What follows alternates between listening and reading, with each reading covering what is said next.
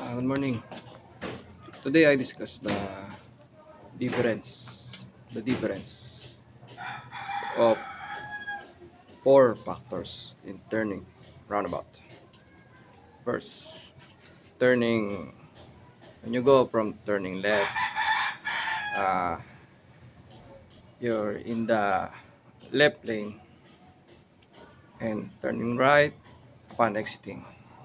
Make a signal from right upon exiting. Turn left, but make a signal from right upon exiting.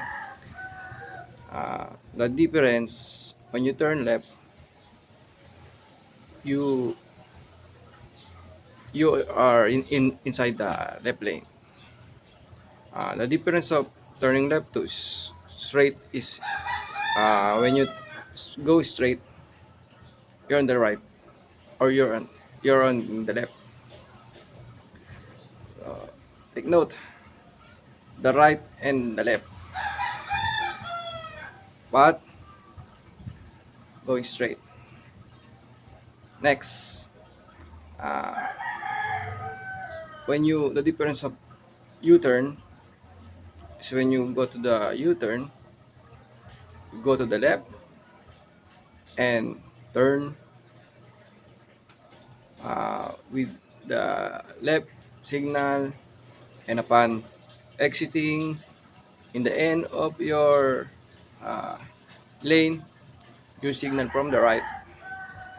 That is the U-turn.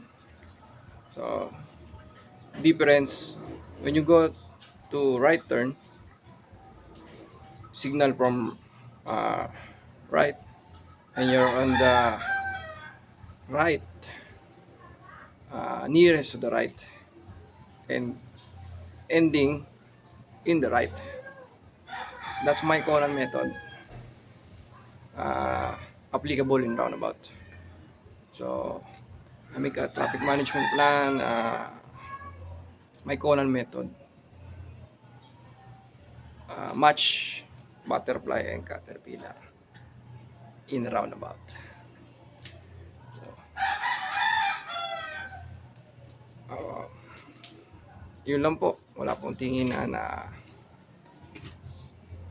binanggit lang ang pagkakaiba ng roundabout, ang pagkakaiba ng mga left turn, U-turn, right turn, going straight, paggagamit ng roundabout. Salamat po.